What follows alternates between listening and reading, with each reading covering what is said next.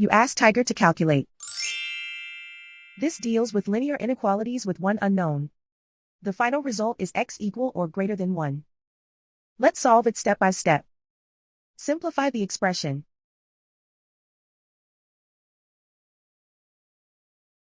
Isolate the x. Divide both sides by -4. Whenever you multiply or divide by a negative, reverse the inequality sign.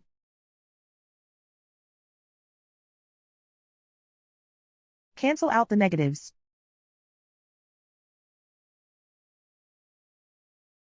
Simplify the fraction.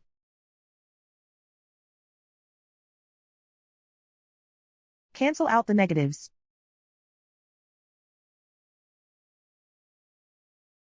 Simplify the fraction.